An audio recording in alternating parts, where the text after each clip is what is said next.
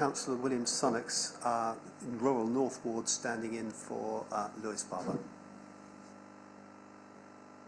Shelley Blackaby, Principal Planning Policy Officer. Rachel Forkin, Principal Officer. Sandra Scott, Place Strategy Manager. Karen Syrett, Strategic Growth and Infrastructure Manager. Madeleine Losmer, Democratic Services Officer. Okay, we're going to pause for a minute because we've got a problem with sound, so Jonathan will soon fix it and then we'll be back up and running. Around.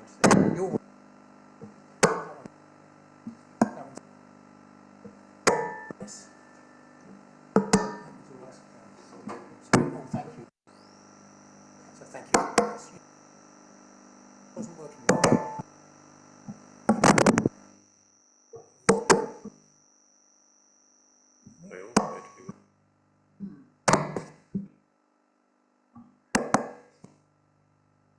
Sorry? Former career as a drummer.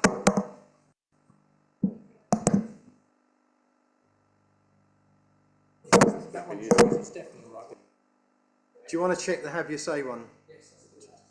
Jonathan. So this is a sound check. 1, 2, 3. That didn't you? Thank you. That's tonight's entertainment for the evening. I hope you enjoyed it. Where were we? We've done. There's one substitution, as Councillor Sunnox said. Councillor Sunnox is subbing for Councillor Barber, and Councillor Alaki Akinyemi has just arrived. Do you want to introduce yourself, Elizabeth? Elizabeth Alaki Akinyemi, Councillor for Greenstead Ward. Thank you very much. Urgent items, there are none. So item 4, declarations of interest. Do we have any declarations of interest from members this evening? Nope. Okay, good. On to item 5, which is the minutes. Can we confirm that the minutes of the meetings held on the 26th of February are a correct record? Yes, Councillor Parsons? Thank you. Can I just ask that we might consider having an item on future agendas of issues arising from the minutes? Sometimes officers say they're going to do things, and it would just be helpful to have that checked. That's not a criticism, but it would be helpful for future. Thank you. I think that would have to come as a at the AGM as a because you'd have to do it for every committee.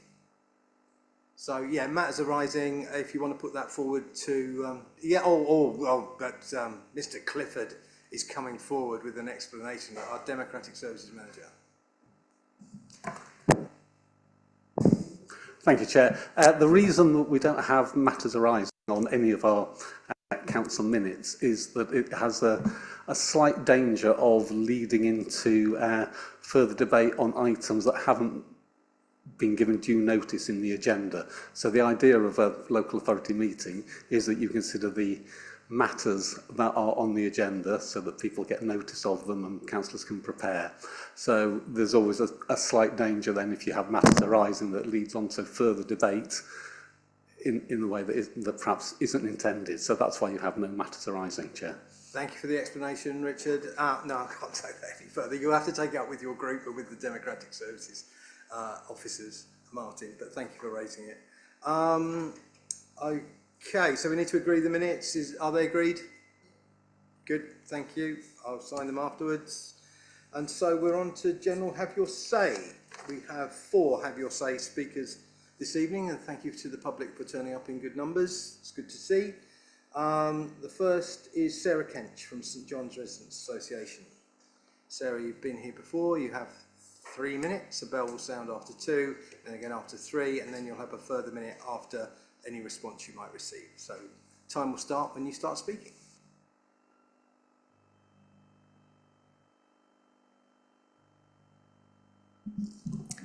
Thank you, Chair and Councillors, for this opportunity to speak this evening on behalf of St John's residents.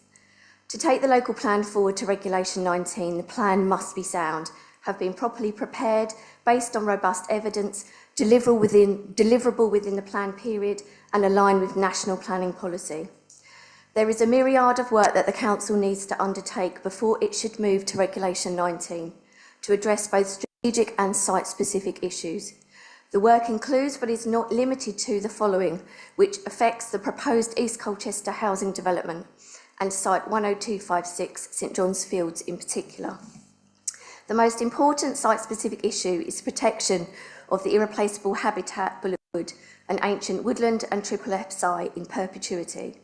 National Planning Policy 193C states that the development resulting in the loss or deterioration of irreplaceable habitats such as ancient woodlands should be refused unless there are wholly exceptional reasons and a suitable compensation strategy.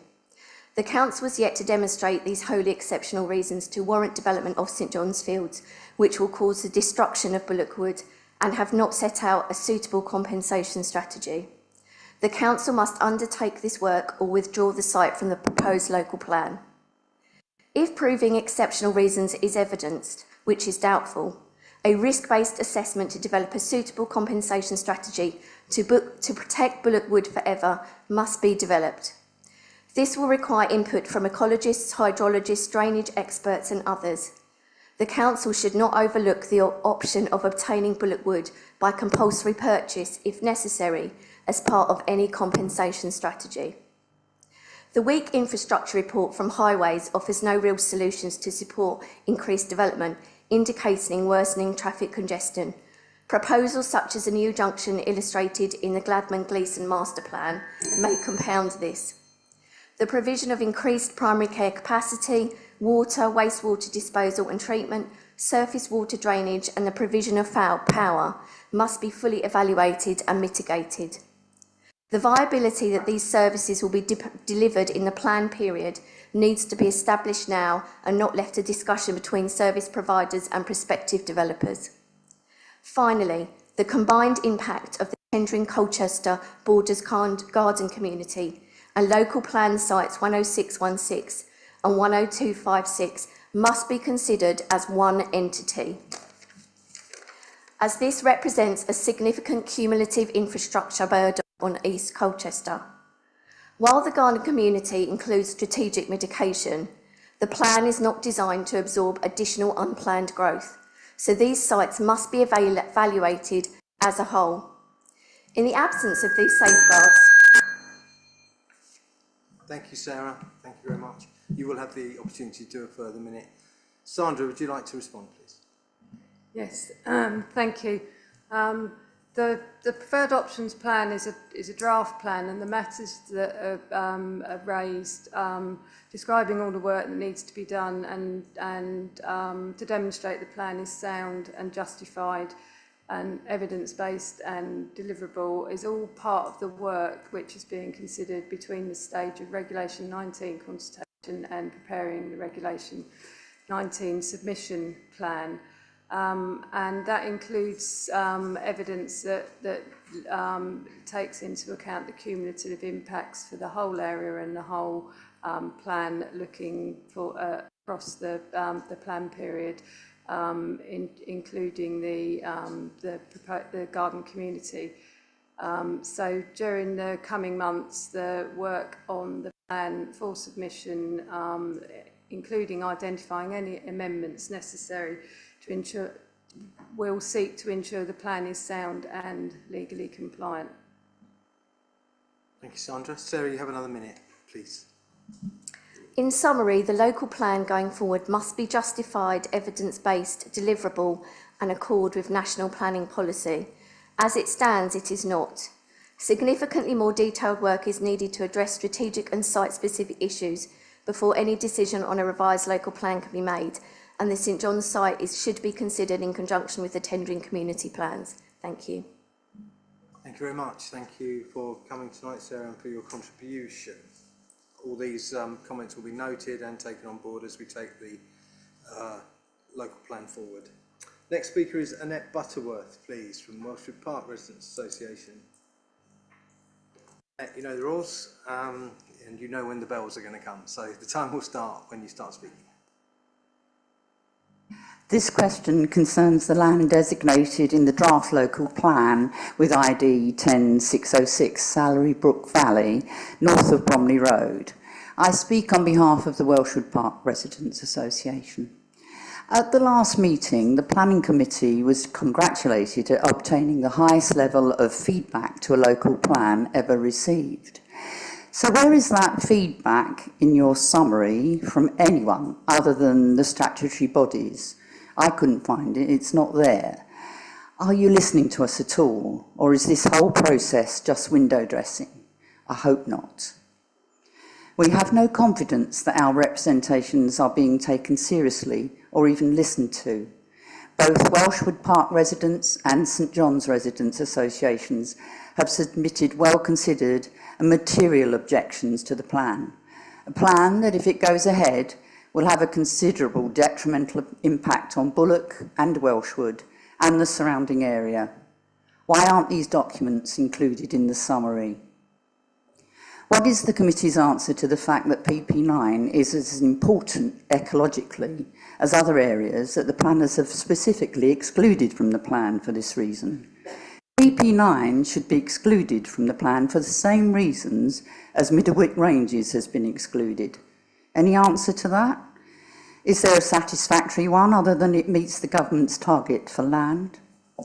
Natural England are clearly worried about the impact on the valley of Salary Brook in their response, which highlights that the plan needs strengthening in regards to the landscape protection in an area of landscape importance.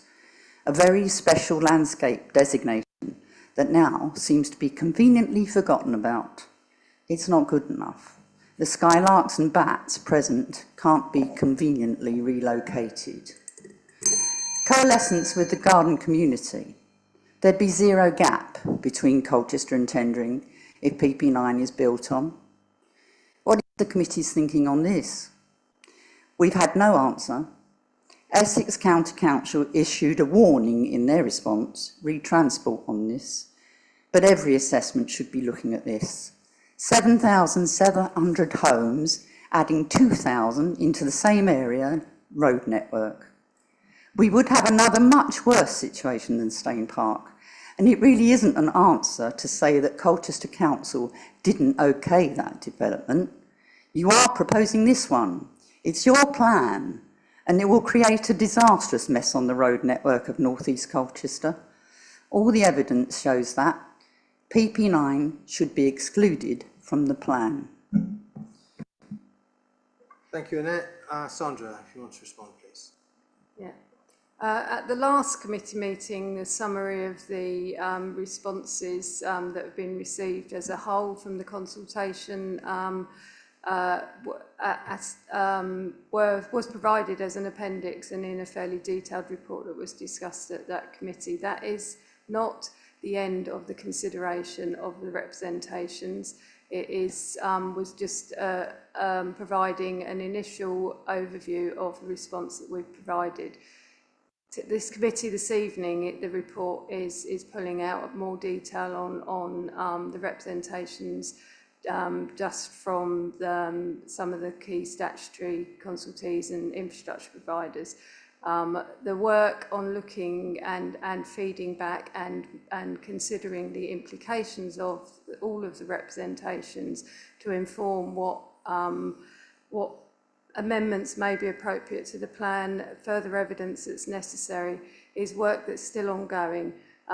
This report is just a step along the way, as was the one at the last committee. There's still a considerable amount of work to go to get to the point where we can have fully addressed and considered all of the issues that have been raised and made recommended changes to the plan that need to in response to that, and further evidence on all of the matters that you refer to and consideration as that work goes forward is all part of what's programmed and part of what is required to be done between the Regulation 18 consultation and the stage we're now at, which is doing the work to inform the submission plan Regulation 19.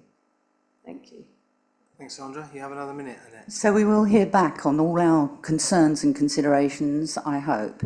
Just to add to the mix, I noticed that Latimer, who are developing the garden community, have grave concerns about PP9 being developed. And as my colleague said, this is going to be a huge, huge thing to think about. It wouldn't be very good for Latimer if PP9 went ahead, because they'd be sharing their own, all the infrastructure they're putting in. And it was a very interesting report, which I urge you to look at, because it has a huge impact on PP9. So Latimer's report, please look at it. Okay. Thank you, Annette. I can assure you everything's being taken seriously and all comments are being listened to and will be considered. Thank you very much indeed. Next speaker is Councillor Mike Lambert from Oldham Parish Council, please. Mike, you're going to have 3 minutes as well, with the bells at 2 and then 3 minutes and then an extra minute after the response. Before I start, can I just clarify that I'm also representing the 6 other parishes on the northwest side of Colchester that I did before, so it's not just Oldham Parish. You still only get 3 minutes. Firstly, may we congratulate the Council, MPs and others involved in securing the funding for the A133, A120 link road. This is very welcome news. We also acknowledge the Council's difficulty in responding to government diktats. Despite the excellent record on housing delivery, it appears we're being punished for poor performance in other parts of the South East. The 7 parishes want to work with the Council on the Reg 19 local plan, and we await the first meeting. But, and it is a big but, the 2 decisions made at Planning Committee last week on the grounds of the tilted balance leave difficult questions for the City Council to answer about how the Council has allowed this to arise and why you appear to have lost the ability to control applications for housing land for at least the next 9 to 12 months.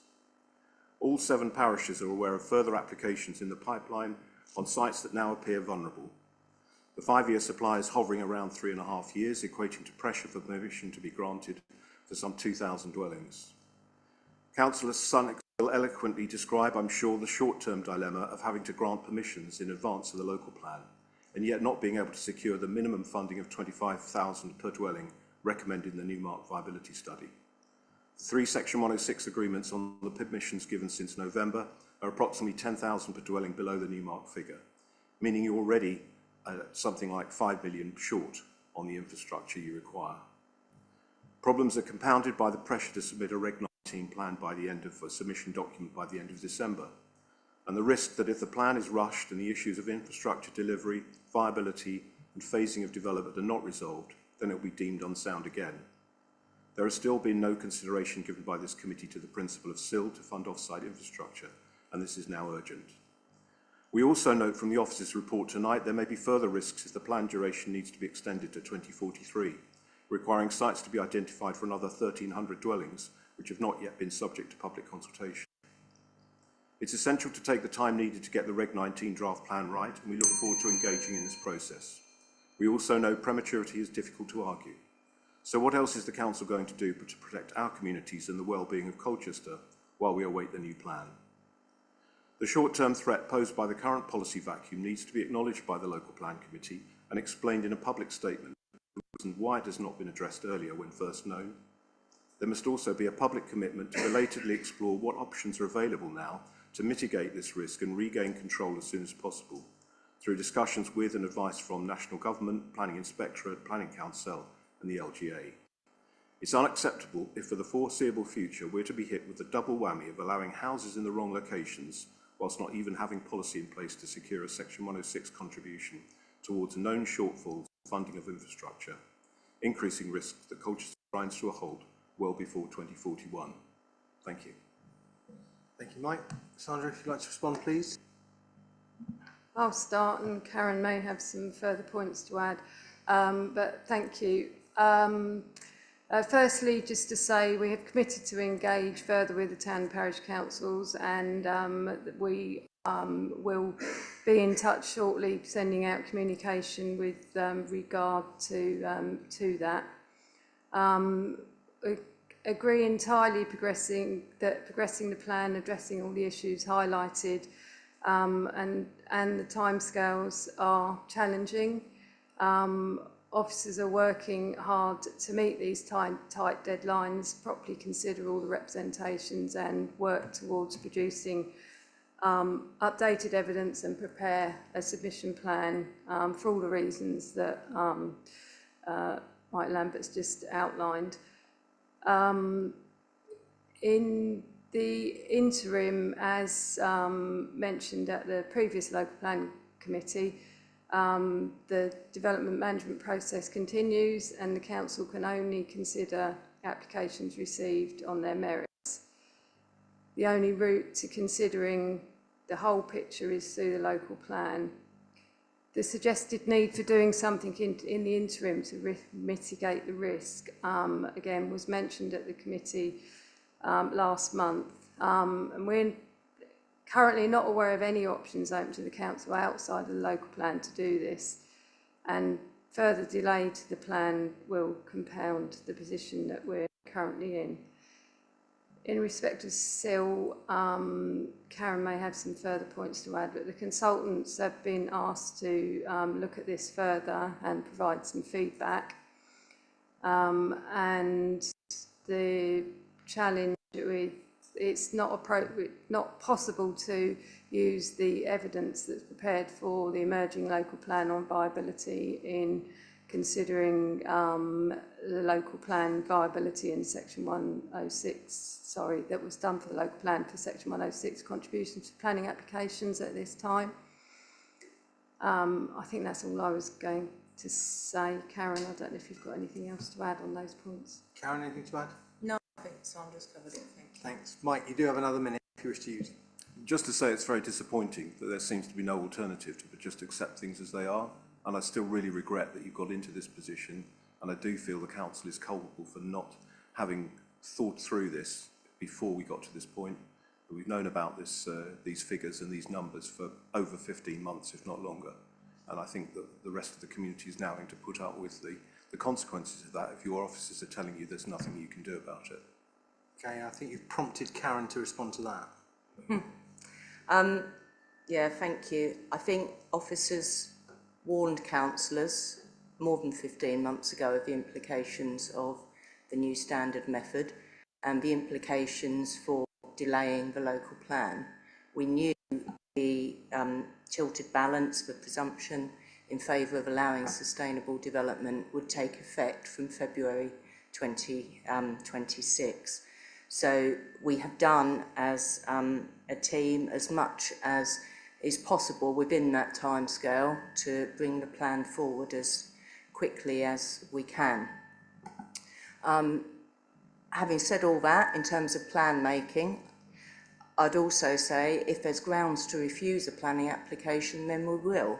And we've done that. A public inquiry starts tomorrow in Tiptree, for example. So where there are grounds, where there is harm, then we will refuse the planning application. Just because the tilted balance is in place doesn't mean everything has to be approved. Thank you, Mike. No, probably not. Decisions of the planning committee are separate from our considerations, of course. But thank you very much for your contribution tonight. Our final have your say speaker from the public is Richard Martin. Please, Richard. You're familiar with the process, so time will start when you start speaking. Thank you, Chair and councillors and officers. I'm here this evening to speak out about Middlewick. After all, if the local plan goes ahead, Middlewick will hopefully be out, but it's still not safe. As the council is aware, Friends of Middlewick recently explored the possibility of a judicial review regarding Natural England's failure to designate Middlewick a SSSI site. In March 2024, Natural England informed the council during the local plan consultation that Middlewick supports nationally important assemblages of invertebrates. Natural England's own experts have also acknowledged that Middlewick also meets the criteria for SSSI designation and supports nationally important biodiversity. Despite this, the site has still not formally been notified. In response to our pre-legal action letter, Natural England told us they had paused their designation pipeline last year, but for all but 2 sites. Last week, planning permission was granted on one of those sites in Thurrock. It is vital that Middlewick does not become a casualty of inaction. While Middlewick is clearly a site of exceptional biodiversity, cottages commissioned by this council have warned that it suffers from poor management. As recently as January, the MOD confirmed through a Freedom of Information request that they do not have a conservation management plan for the site. In a letter to MP Pam Cox, MOD Minister Luke Pollard stated that Middlewick does not warrant such a plan because it's not a triple SI. Yet, the MOD has said to this council in response to its emerging local plan, they will not be able to manage it if a local green space allocation is given. Instead of fulfilling their duty to conserve and enhance biodiversity, the MOD has planned to cut meadows in February during a period of high average rainfall. Calls to manage the gorse last year were ignored. A cutting regime agreed with Natural England was not adhered to. The MOD still intends to sell Middlewick. In response to another Freedom of Information request, they advised it hadn't updated the sustainability appraisal since 2020, meaning it's still based on the misleading Stantec report. Even now, they consider the ecological and social value worth as much less than the economic value that could be achieved through development.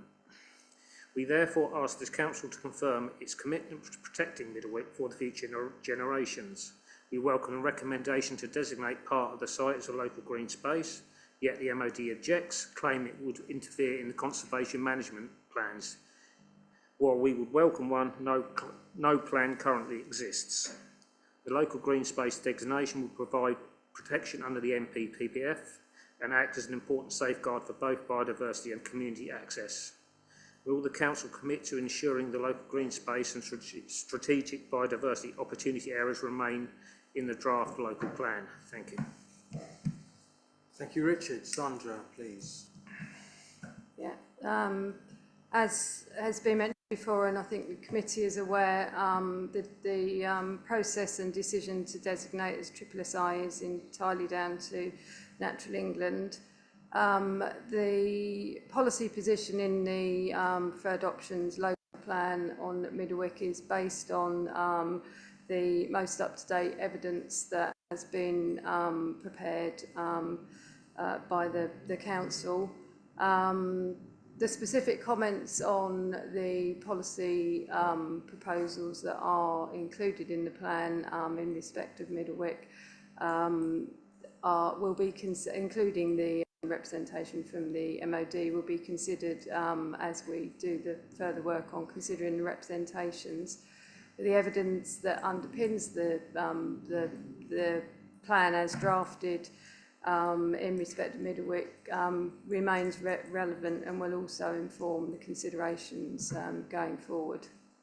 Thank you. Thank you, Sandra. I'm trying to get a glass of water for the Vice Chair. Did you have another minute? Yeah, thank you. It is quite, I wouldn't say amusing, but when reading the MOD's thing to the council, it is almost, here they're saying we won't be able to manage it if it is granted green space status, but yet there is still no management plan anyway. So it's, you know, it's the same people who put Middlewick in the first place, and you know, you've got to take that with one hell of a pinch of salt, I think. You know, it's just, you know, it should be very aware that, you know, they sort of smudged the truth a little bit, I shall say, on that. So it's, you know, when they've gone through the entire plan, which they didn't do last time, and then criticise it, you know, there's only one reason they want to do that. So, okay, thank you. Thank you, Richard. Thank you for coming again this evening. You can turn the mic off, that'd be great. Thank you very much. Okay, I've got two visiting councillors who now have the opportunity to speak. First one is Councillor Paul Smith. Paul, you've got 5 minutes and you don't get another minute, as we established at the last meeting. Thank you very much, Chair. It's a difficult role on the Local Plan Committee. I'm here primarily to support my residents from Welshwood Park and from St John's Residents Association. They've put forward comprehensive, detailed arguments as to why their particular sites have got difficulties. And I've heard from other speakers that other sites have got serious difficulties. And we heard of the situation at Middlewick, where, Chair, I mean, we were here with the last local plan, a local plan which both you and I supported on the basis of a report that suggested that the ecological issues could be dealt with. that report has subsequently been discredited. So I think we have a grave difficulty here that we've got a lot of information that's going to be needed, a lot of reports are going to be needed to be done, and they need to be tested. One of the problems I think we had with the last local plan, particularly with the Middlewick report, was that it wasn't tested. And one of the difficulties there is that the reports all seem to come together at the end of the process in a huge document. It's too much for people to get through in one go. So my first request is that as the reports come out, they are released to the public so that people can see them as they go along and look in more detail and challenge the reports. Because what would be the worst scenario would be for us to push through a local plan which then gets rejected and we have to go back to square one. And the developers will have open day on Colchester for years to come. We've got to get it right. We made enough mistakes on the last local plan, which I was a councillor on and I have some responsibility for. We need to get it right. So that is my first request, that we look at how we can release the reports and the information so that it can be properly challenged. The second point I'd like to raise is the objections that have come in from Latimer on one of the sites there, adjacent to the Colchester Garden communities. Reading between the lines, they're questioning the viability of that whole development if the site goes ahead. And quite frankly, it makes a lot of sense because the properties in the Garden community will be paying a levy towards the infrastructure. The properties adjacent to them will be paying no such levy. They will have the advantages, people will be able to walk to the facilities, but they won't be contributing. That's not going to make things viable, not going to help develop and deliver the schemes there. And finally, what I'd like to look at is, on a more positive note, are we getting the density of housing right? We seem to have a shortage of land. One solution, one that's been put forward before, is that we look at increasing the density of housing, building higher or more densely.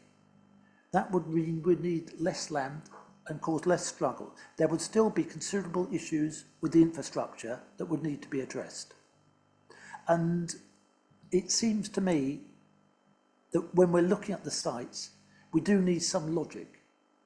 I've seen a proposal that around the Bullock Wood triple SSI, there is a 15 metre exclusion zone.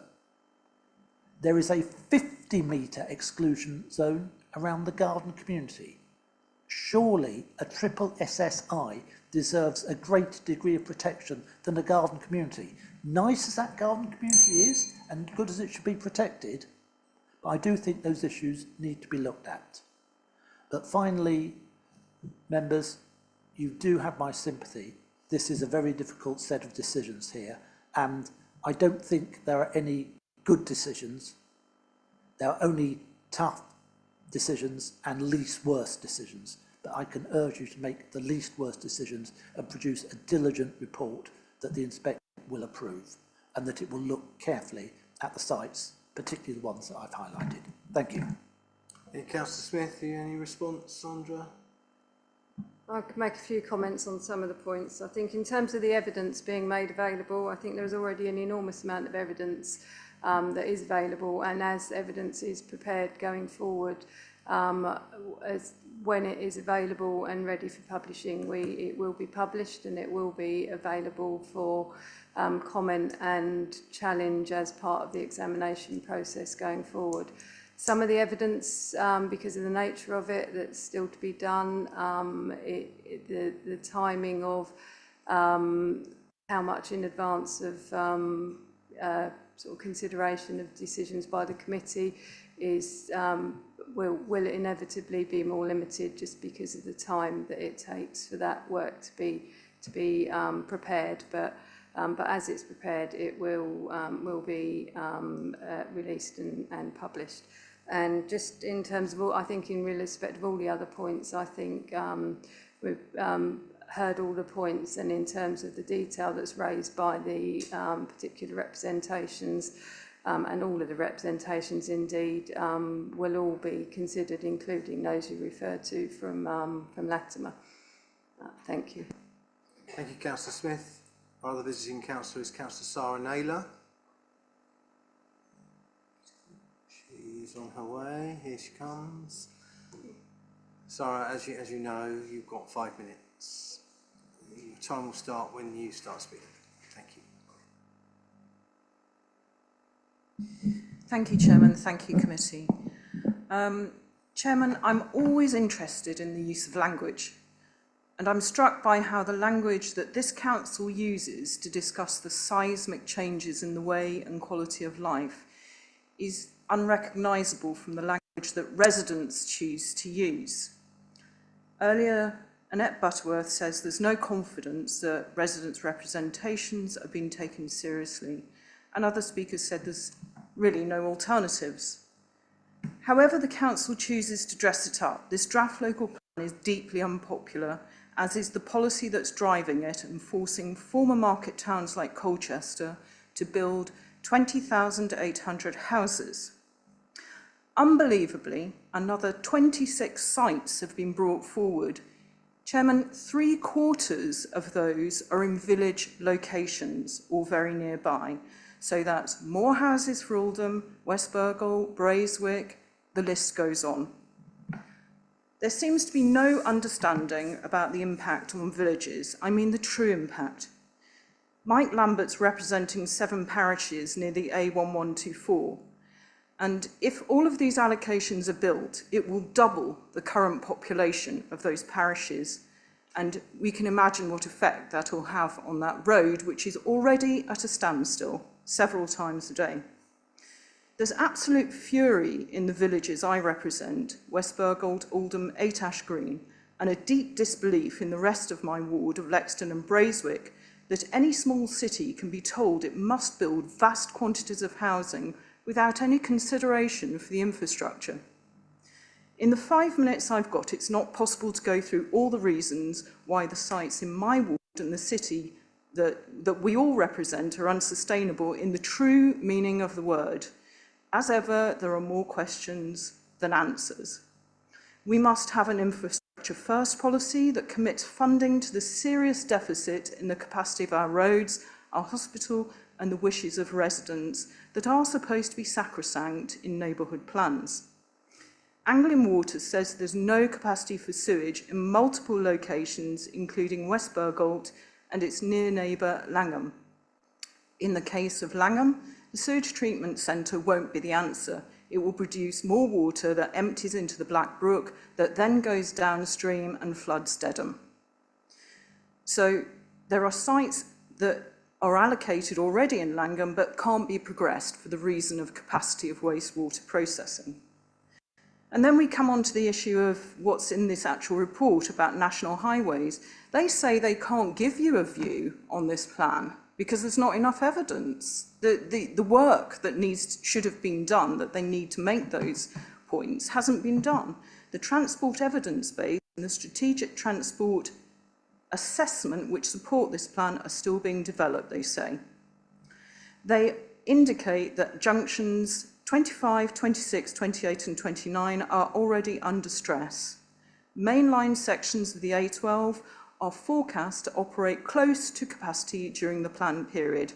Now let's just imagine what's going to happen when the new residents understandably want to get around in their cars, try and get on the A120 and the A1124. It will just be gridlock. They won't be able to move, and neither will we. Hospital capacity. I have said for over a year, we need guaranteed funding that the beds we need now is paid for by government. Why will they not commit the 140 million needed for the beds that Colchester Hospital has modelled? Their clinical strategy shows that they need those beds now. It takes 8 years to build that capacity. Imagine how our corridors in our local hospital are going to be. It was shut in January for that reason, because it was full to the brim. It's all very well having an ambulance station extra, But if you've got no plan how to actually produce beds for people who need them, where are the ambulances going to offload? We've got the SNE board, the Integrated Care Board for the NHS, saying in very couched terms that this is a major red flag. And this is what I mean about language committee. Read very carefully. There is a massive red flag from SNE about the capacity of the acute sector. This plan will not be found sound because we cannot cope already. And if we get more residents, what are we going to do? Thank you. Thank you, Councillor Naylor.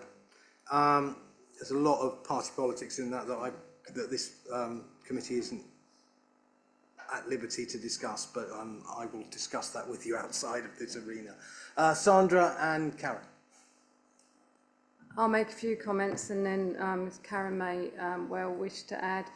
Firstly, just to clarify that the report that the sites that are put forward, that are referred to in the committee report, are sites that have been put forward as representations to the consultation.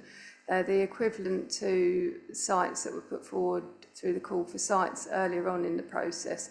They're not being put forward as part of the plan. They're being referred to as for information to say these sites have come forward through the consultation and they will be considered through the assessments that the call for sites were put through earlier, much earlier in the process. So that there are no decisions, no recommendations about any of those sites. It's just literally for information to say they've been put forward through the consultation by site promoters or individuals or whoever has made those representations. And I don't think I'll make any, in terms of the infrastructure, I think there is evidence on infrastructure and the way in which the plan can seek to support and deliver infrastructure for the proposals in the plan. And Karen may add other points on some of the more detailed comments you made. Thank you. Karen, is there anything you wish to add? I was just going to say some of the comments about infrastructure. We're continuing to develop the infrastructure evidence base to inform the plan with a view to publishing it later this year. Thank you very much. Thank you, Councillor Naylor. Right, we move on to item 7, which is the our single item on our agenda tonight, which is the update report on the Preferred Options Local Plan. Sandra, you're going to do a brief introduction. Thank you. Yes, thank you. Thank you, Chair. This report provides an update on the work on the local plan and is for information. It covers a number of elements of work on which progress has been made since the last meeting in February. These include an indication of the sites that have been put forward via the consultation, which have not previously been considered or assessed, a summary of key points raised by some of the statutory consultees and infrastructure providers, highlights the need for the plan period to be extended, and provides an update on evidence published and that commissioned to inform the submission plan. The report and the addendum sent to members on Friday lists the additional sites which were promoted for development in response to the consultation. And I'll just restate, they've come through representations. They're the equivalent to those put forward through the call for sites previously. They have no status currently and they will be considered further following as work progresses. These sites haven't previously been assessed and are subject to consideration through the strategic land availability and the sustainability appraisal, and will be considered further as part of the evidence as the plan goes forward. Further information on the key issues raised by the consultees and statutory consultees and infrastructure providers as listed at paragraph 5.5 is set out for each agency in some detail. It's clear from these summaries and some of the points we've heard this evening already that a number of significant issues and important issues are raised which require further work to consider the extent to which the matters can be addressed and the need for changes to be made to the plan. This is programmed over the coming months to work collaboratively to address the issues and prepare statements of common ground where necessary. Updates on the progress and outcomes will be provided later in the process. Paragraph 5.52 explains that the base date of the plan is to be updated to 2026, and that the plan period needs to be extended to cover the period up to 2043. The anticipated dates for submission, adoption and the required 15-year period are set out. The consequence of this is that the overall housing requirement will increase from 20,800 to 22,100. Finally, the report refers to the evidence which has been published recently, including the local wildlife site report update, stage 2 heritage impact assessment and the update to the sports evidence. Evidence which needs to be updated to inform the submission plan is also listed, and much of this work has been commissioned or is underway. As indicated, the report is for information. There's a lot of information provided in the report and on all the elements referenced, and myself and other members of the team here tonight are happy to take any questions. Thank you. Thank you, Sandra. I'm going to be pretty strict with the committee tonight because I want you to concentrate on the report that's in front of us. We will note the comments from the public and the visiting councillors, but we are considering the report in front of us tonight, so you could refer to which part of the report, a page number would be very helpful when you make your contributions. Can I see hands of those who wish to contribute? Councillor Parsons, then Councillor Summers, then Councillor... No, I'll go on the order I saw them. Councillor Parsons, Councillor Summers, then Councillor Sunnox. Thank you. Could I take you to page 15, please? Section 5.3, we have got a list of sites that during the consultation we just had were proposed. These were additional sites. Now, I've had some serious concerns about one of those sites, and I suspect it applies to a number of other sites, that there could well be developers who are seeking to game the system on this, in that large sites potentially with could put several hundred houses in, have been put forward during the consultation, which means they avoid the public having a fair say on that during the Regulation 18 consultation. I anticipate that probably somebody will say, but you will get a say at Regulation 19, but very little happens to change at Regulation 19. As I say, there is that significant fear, and I don't think it's an unreasonable fear actually, because certainly in terms of the Everton and Langenhoe one, before the consultation took place, people in a certain road were having letters through the door offering to buy their house at 150% value. In other words, to get access to that land. So it's a not unreasonable fear. Developers may be gaming the system. It may be happening in other areas. What's our response to that as a council, please? I've got two other questions, Jim. Okay. Karen. You almost contradicted yourself there, Martin, by saying if changes, people think no changes will happen as a result of Reg 19, but actually if that's the case, then there isn't anything to worry about these additional sites. But what we will do is look at all of them, because we're required to. I know what you mean about, they come in late. They are subject to consultation, but only at the submission stage, you're right, and those comments then go straight to the inspector. But this committee will get the opportunity to comment on them, as will parish councils when we meet them. It's just something we have to deal with, whether you call it gaming the system or something else. It is part of how the local plan process works, I'm afraid. Yeah, nobody's saying the process is perfect, but that's the way it works all over the country. But Martin, your second question, please. Okay, so I'm taking from that, you're saying there's a loophole we can't close. Next one, going to page 22, and then page 23, section 5.17. In fact, I'll put these two questions together. Thank you. We've got the Environment Agency's response, and they have said that under wastewater, they recommend the policy states developers engage early with Anglian Water Services on wastewater issues, as is currently included in the policy in relation to water supply. If we go on to section 5.20, Anglian Water Service highlight serious structural challenges. They strongly stress that the water cycle study must inform site phasing and local plan trajectories.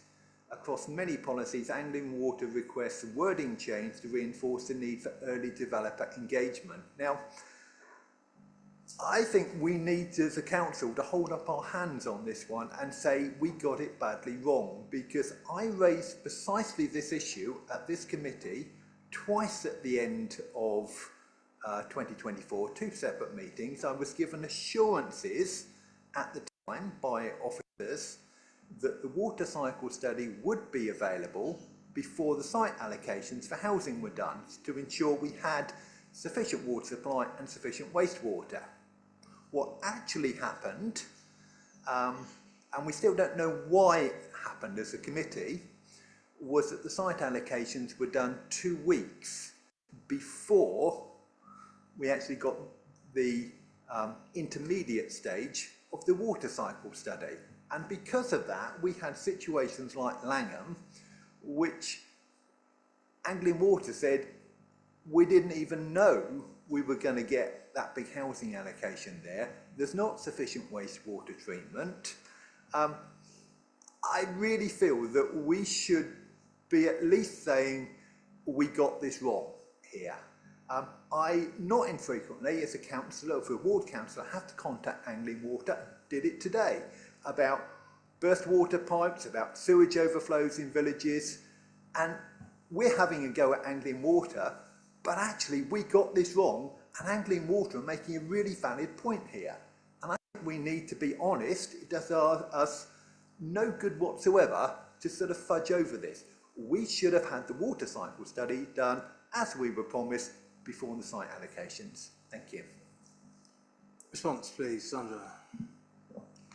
The final report did come out later than we had anticipated, but that's not to say that the outputs from it and the work that was being fed in through the water cycle study through the consultants wasn't available to inform the site allocations. Anglian Water and Environment Agency are part of the consultation process in informing the water cycle study, and have input to the water cycle study that supports the Regulation 18 consultation, preferred options plan, and we will, through the water cycle study and directly in picking up some of the detailed points that they, both Anglian Water and Environment Agency make on water, will pursue further the comments and the challenges and the representations they make, and the phasing points and all of the capacity issues and the way in which that needs to be addressed, and how that also informs their future plans, which is what they need the plan to progress in order for them to be able to inform where their future investment can be channeled. An emerging plan isn't something that Anglian Water can take into account. They can only start to take it into account for their future investment when things gain more certainty as that progresses through the planning process. Thanks, Sandra. Councillor? Yes, briefly. With the greatest respect, I think we've all watched Yes Minister in the past, and I'd be happier to actually simply hear, yeah, we got it wrong, and yes, what Anglian Water have actually asked for, the need for early developer engagement, specifically before we do site allocations, because they've actually said it didn't happen this time. Thank you. Thank you. I think our faith, or my faith in the water companies and environment agencies were rather shaken having watched Dirty Business on Channel 4 recently. And I think all sorts of issues that arise from there. But Karen, you want to come back and I do just want to check with Martin, because I can't find where it says in this report that Anglian Water said we've got it wrong. What they talk about is phasing and apply a consistent approach. But Martin, I might have jotted down the wrong paragraph numbers. No, you've added in a couple of words. I didn't say it was in this report. They are saying we need to do it differently, which is what this committee was promised in, I think it was December 2024 was the last time I received that assurance. Okay.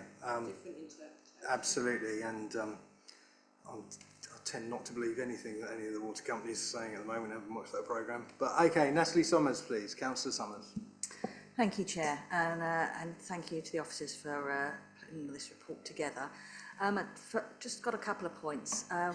First one is just a clarification on the new sites put forward. It says East Harwich Road, Colchester. It's that little triangle between Harwich Road and the railway line, and it is included in the original maps for the preferred option. So I was just wanted a bit of clarification on whether that wasn't supposed to be included in the original maps and is now a new site, or where's it come from?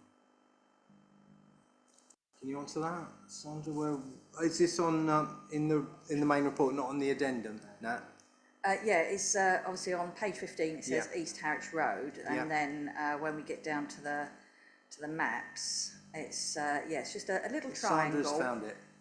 But yeah, as I say, it is included when you look at the original one that went for consultation. That is already included in the area for development. So I think Sandra's got an answer. Thank you. Yes, so you're quite right. It was included in the allocation, but it wasn't included in the land that was promoted.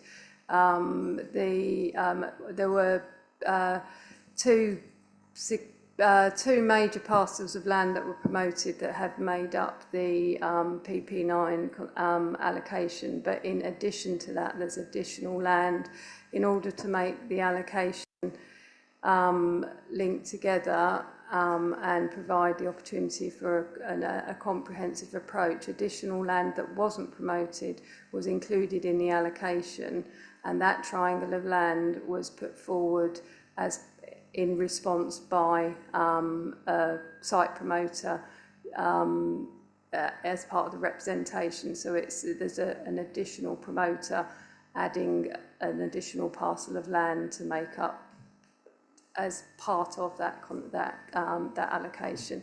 So the allocate. I think what I'm saying is the allocation included land beyond that which was promoted, but most of it was promoted. But we've now got an additional piece of land that has been put forward that does form part of the proposed allocation. So does that mean there's no increase in numbers proposed? Yeah, it's not. Yes, it does. It's within the allocation that is policy PP9, so it's not. I mean, there's nothing proposed as a result of these sites that have been put forward as such. But in that case, it is a part of the allocation and doesn't necessarily, in effect, change the number. It just provides a promoter interest in that part of the allocation that wasn't previously available through the system, the process. Okay, thank you for clearing that up. But yes, just reading through, let's say, the rest of the report and the infrastructure capacity risks, and almost every statutory consultee referred to issues with transport, public transport, health and emergency services, and wastewater and clean water, as referred to by Councillor Parsons. Obviously, it's yes, A12 junctions are already under severe stress. You know, the risk that the proposed levels of growth cannot be accommodated. I mean, are we going to hopefully maybe see a kind of a back to the future situation where, you know, we no longer need roads and we're just going to all have flying cars. I'm not sure, but yeah, these, as I say, everyone's bringing up these issues, and obviously everyone pretty much in the consultation period has also brought up the transport issues. It's still just a really worrying big infrastructure gap. I mean, it is good. We've got the funding now for the link road, which hopefully will alleviate some of that. But obviously, without any upgrades to the A120 and the A12, I think we're still got a huge risk that we are going to end up with real even more gridlock across the north of Colchester, particularly when we've got issues with the A12 and the A120. Thanks. I think it's just for comment, really. Thank you, Natalie. Councillor Sunnox, please. William. Yes, I want to start with paragraph 552, which is the timetable, and I'm really worried about it. We're talking about submitting for Reg 19 in December this year, and we're saying that as a result of delays, we've got to plan for 1,300 houses a year until 2043. So it means that far from the problems being solved, the problems increased because we've got to find places for more housing. And I don't know quite how we're going to deal with that and whether the additional sites proposed have been consulted on, and I'd be very interested to hear how that whole thing works. But also, I'd ask, do we really need to take it to 2043? If I look at our neighbouring councils, Braintree, Uttlesford and Tendring are doing it till 2041, and I think I'm right in saying that Chelmsford's doing it till 2040. So why are we going those extra 2 years, making ourselves do an extra 2 years worth of allocations, and while our neighbours are somehow, some of them running behind us, Braintree's running behind us on its local plan, why are they going for a shorter period? Shall I do that, and then I've got some other questions afterwards? Yeah, Karen? Yeah, I think you'll find, William, apart from Uttlesford, that have an adopted plan, so they're starting from an earlier base date. All the others are likely to be updating theirs and projecting those dates forward. I had a meeting with them last week. And so how will we deal with those extra sites? They're sort of in some sort of grey zone, aren't they? You've listed some of them, but they've not been Reg 18 consulted on. They'll be put into the Reg 19 plan, and as was said earlier, we don't really get a say on that. It's all into legal land at that stage. Yeah, as the answer to Martin's question, that's correct. They won't be consulted on until 2019, until Reg 19, sorry. That's correct, but just because those sites have been put forward doesn't mean that they're the sites that will fill the gap. There might be existing sites that can take higher density. Councillor Smith mentioned that earlier. So, you know, we will be looking at what else is available. And maybe you can tweak your windfall assumption as well, which I think is very conservative. If you can press on with your other questions, William. Yes, I will. The rest of it refers to pages 13 to 41, which is a long summary of all the problems raised by consultees. And we seem to have taken 2 months to do a summary of them, and I'm not surprised it's taken 2 months, but I don't feel that we're getting anywhere with finding solutions, and that if we're going to get this plan through, we need to really show the inspector that we have solutions. The biggest one is, well, obviously we've got the big national highways issues, the A120 and the A12, the link road seems to be dealt with, but we've got the big, and we've got the hospital to deal with. And then in addition to that, people get confused, in addition to that, we've got 800 million of requirement in our infrastructure audit. And we are not collecting enough. We've got at least a £400 million shortfall. And we need some constructive solutions to that, and I would like to suggest 3 actions we could take to help. The first is we could write to all, we immediately start trying to collect more, and we should write to all known speculative developers and their advisors, indicating that the council will be seeking full mitigation on all future applications in line with emerging local plan evidence base. And the evidence base is evidence. It doesn't carry the weight as if it had been inspected, but it is evidence of a sort. And we need to be, in the situation we find ourselves in, we need to be very firm with developers. We know that we have that 800 million to cover. We know we're a long way short. We have a viability appraisal from Newmark saying that the strategic sites, the biggest sites, can bear 25,000 per house of external infrastructure, and that they've done it in huge amounts of detail. And we should be using that evidence as leverage to ensure that if people are going to push speculative applications through, at least we get some contribution to the infrastructure. Otherwise, we'll just fall further and further behind. The second suggestion I want to make is could we ask officers, could we as a committee ask officers to bring proposals for a SIL along the same lines as Chelmsford to be approved for consultation at the first local plan committee meeting after the election? Could we get and I don't think there's that much work to be done given that we've got the infrastructure audit. The infrastructure audit is one big advantage we've got over other councils, I think. And the final thing is, can we arrange a briefing session for councillors on the compromises needed to fill the 400 million infrastructure funding gap? And as Councillor Smith said earlier, there will be difficult choices. I'll list some of the ones. One of them is to reduce the 30% social housing. I don't think anyone wants that, certainly not my party, but that is one of the options. Another one is that we've got policy NZ1, which I reckon, according to the appraisals, is costing us over £200 million. A third one, we could look at, we've got £195 million in the infrastructure budget for cycle paths. Is that really the best solution? And shouldn't we instead be pressuring National Highways to do a proper job on the trunk roads? So 3 things that I'd ask. Can we, as a committee, look at asking officers to look at those things immediately and get moving in a positive way on getting this plan through?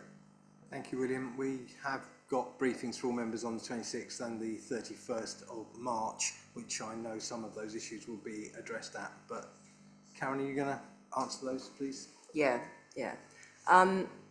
First of all, what I will assure all councillors is that we do seek full mitigation for all applications, but let's be reminded of the SIL tests, because we cannot seek a figure because it's in a report which is intended to be a plan-wide viability study, not site-specific, and there's a difference with viability testing at local plan level as opposed to site-specific level.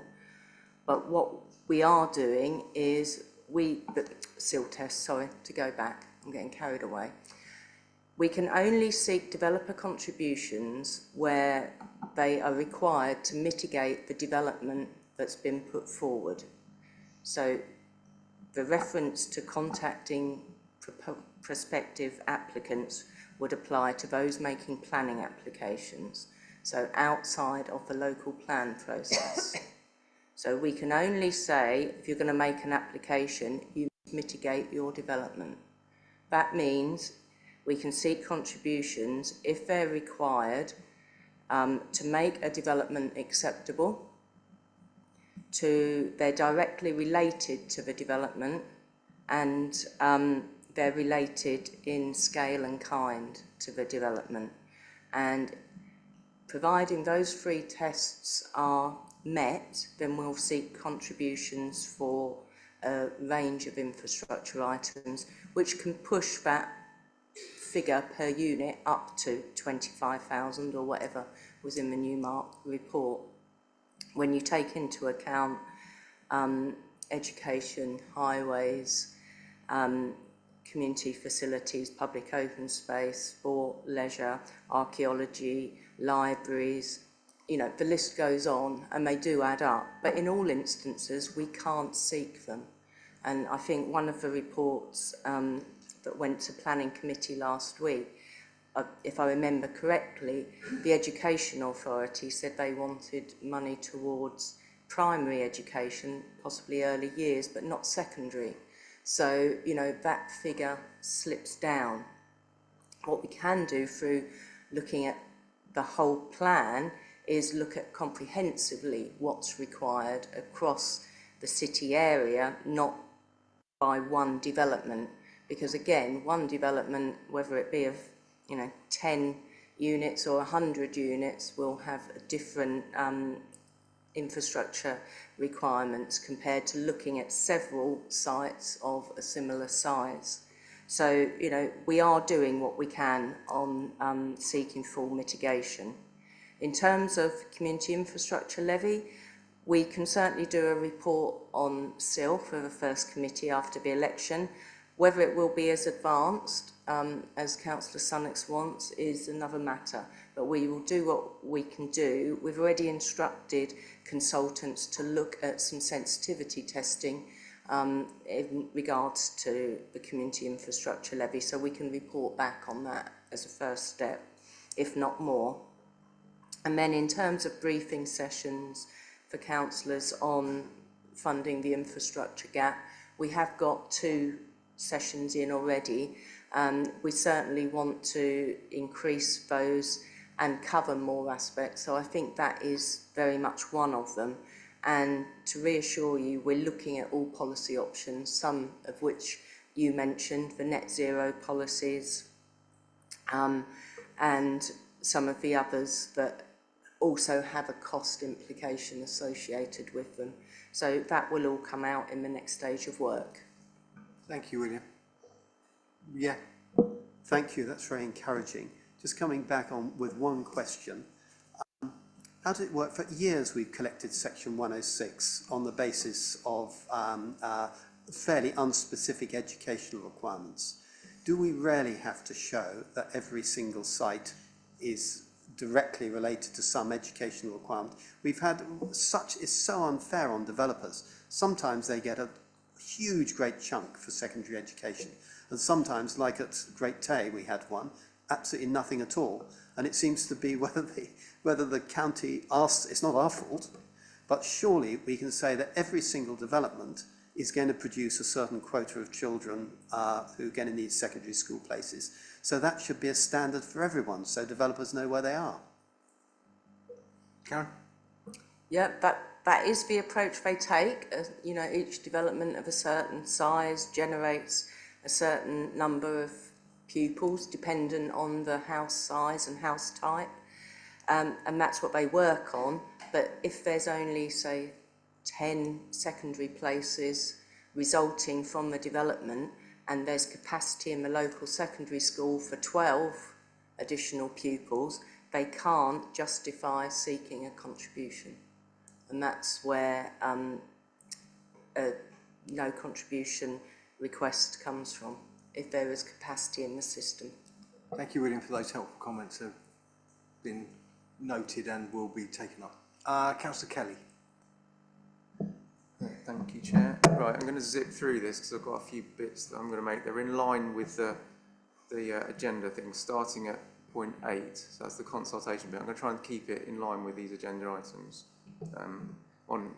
this report bit. So, consultation, as we've mentioned, got a pretty good response.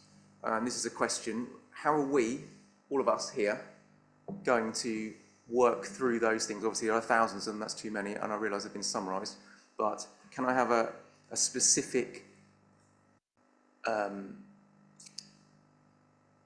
way in which we're going to look at those things as a committee, as officers, as interested parties, so that we can actually adequately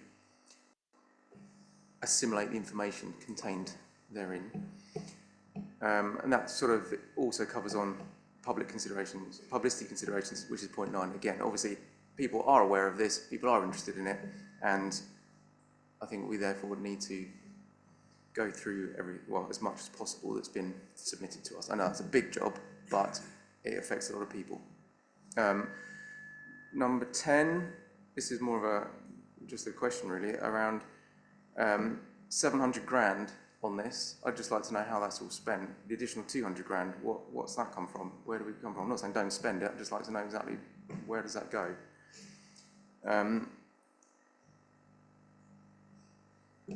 The legal implications bit, so this is 14, and also 13 as well, they kind of merge together slightly.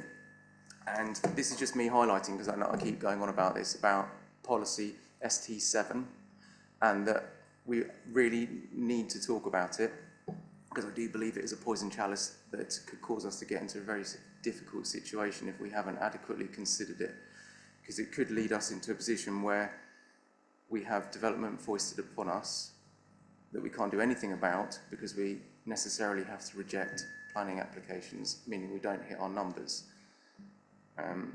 Us going slightly beyond the scope of what we're talking about today, but I'm just flagging it that I really think we should be talking about it. And then lastly, and this relates to the maps, you know I like my maps, on the bottom of this, where you've got the little areas highlighted for the additional sites. Could you update the maps to include the proposed numbers of houses, so that when you look at the map you actually get a rough idea of what we're talking about? And then could we also have an updated map that shows these new ones and the old ones together with the numbers on, so that you can actually get an idea of what we're talking about? Because when this is sort of black blobs on the page, the one down by Stanway looks massive, but I mean it might have 2 houses on it, and the one somewhere else might have 100 on it. You can't adequately, you know, I can't tell. So if we could have that, I think that would be useful for us when we're then considering existing infrastructure and what's being proposed. Because at the moment you can't, it's a bit, you've got, here are these existing schools, here are the existing doctors, the things that I've picked out before and put on my boards, for example. If you overlay them, where have we got stuff now?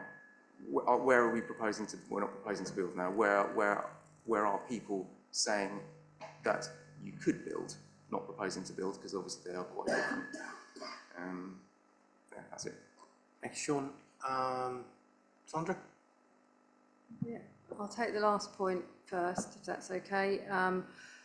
The maps accompanying the committee report are to sort of accompany the description that's in the lists of where the sites are. These sites will be published as an addendum with more detail, with individual maps, similar to how the Strategic Land Availability Assessment report for what's already been assessed. There will also be in that report, we'll have the more detail and closer up map and what's proposed and the size and so on, so that information will be available as part of the evidence base. So the kind of relative comparison of what's gone before and what these are will come forward in the updated SLA report, Strategic Land Availability Assessment report, sorry. And it won't just, we won't be leaving it just with these sort of red, you know, blobs on the map. There's more detail to follow. This was just purely to accompany the site description. And other questions? How we're working through all the reps, I think through the reports to committee, at the next committee that we have, which will be after the elections, will have progressed significantly with the work and considering and provide a report to this committee around probably more details on specific policies, on what the representations are, how the issues may be addressed, and what may be appropriate to suggest as recommendations to consider amendments that will come to the committee, and also through any briefings that are considered appropriate for members as well, to help that thinking along the process. And in terms of costs, the costs are can provide more detail if that's helpful, but the cost of the evidence that's required, much of the evidence is prepared by consultants. It's all the figure that's provided in the committee report in that section is based on what's been committed or what we anticipate the likely cost is for the work that's outstanding that's still to be done, and potentially including the cost of examination. None of these things come cheaply, unfortunately. Updating the maps and numbers, can that be done? I think that will be We're part. getting a nod. Yeah, that will be part of the report that I mentioned, the addendum on the strategic land availability, which will include that level of detail on that information. Karen? We'll send that round to members of the committee as soon as that's done. That should be in the next week or two. Okay, Sean. And just on the ST7 point, that's, I think, very, very important because it has a malice to it. Yeah, I think that will come when we've done the work in detail on looking at what all the policies. ST7 will obviously be one of those, and I think there'll be an opportunity for the committee to consider and debate and in detail what the wording that's appropriate to take forward and any issues and amendments that might be appropriate. Thank you. Councillor Smithson, please. Thank you, Chair. I'm getting very concerned. I keep finding myself in agreement with Councillor Smith on various things. It's very unnerving. I am very worried. I've got two relatively quick points and then quite an extensive point. So if we can cover the quick ones. On page 15, on the new sites, it refers to land south of Colchester Road in Tiptree twice, immediately after. I'm assuming that's a typo and that there aren't two sites being put forward. Frantic nod going on. Can you confirm that? There are two sites. There are two sites. Okay, because that's not clear from the maps. Okay, we can send you the information after the meeting. Okay. Next quick one. Okay, so if we can fly forward to the point around the reserves. So my understanding was a £500,000 reserve was created in addition to what was included in the 24-25 budget. And we're now saying that we need to increase that reserve by another 200,000. So does that mean the £500,000 that was budgeted for 24-25 has been spent, and we now need to increase what we've put in the budget for 26-27, which was only agreed 3 weeks ago, by another 200,000? Sandra or Karen, can you answer that? We might have to come back to you with that, Reece. Yeah, can we come back to you? This has been input to by the Section 151 officer, and we can clarify it. I don't think it's been increased by an additional. I think it is. It's the same costs that were referred to in the last report, but we can come back to you. Let's get clarification on that. Clarified, yeah. Send that to the whole committee, please. Yeah, sorry, because that's really important, because that's not what it says in the report. The report says topped up. We'll clarify that. Okay, so then we get on to the lawyerly complex bit. So there is a term dotted throughout this report which says a statement of common ground, which sounds very grand and exciting. My understanding is that statements of common ground are agreed during various parts of statutory planning processes, and they set out what the two parties do agree on, but also the things they disagree on. So my two questions there are, what weight does that actually carry during the remaining stages of the plan making process? Because according to this report, we're going to agree 11 of them, which is pretty much one for every statutory consultee. And two, are those statements of common ground legally binding on a successor authority? Because when this goes forward, we potentially might be in examination when there is no longer CCC and there's a new statutory authority. Karen, please. They're not legally binding, full stop. So it doesn't matter who the authority is, and they don't carry any weight until you're at the examination stage. So may I ask what the point of doing them would be? If they carry no weight and they're not legally binding, appreciate that an inspector might be able to draw some guidance or direction from them, but if they're not binding and they carry no weight, do we really need to invest the time, energy and money in preparing 11 of them when we could be focusing on other things that potentially are more important and carry more weight? Karen? Yeah, I think Sandra's poised, but I'll just say quickly, they can often be used as for dialogue and discussion to agree changes to the plan, which might go forward as modifications, and then a statutory body might say that they are in agreement with a certain point which they have otherwise objected or previously objected to. So often they're not prepared until after the Reg 19 consultation, when we know what the statutory stakeholders are saying, and then we can meet with them and discuss the various points and seek to reach agreement, which then offers the inspector some reassurance on those points.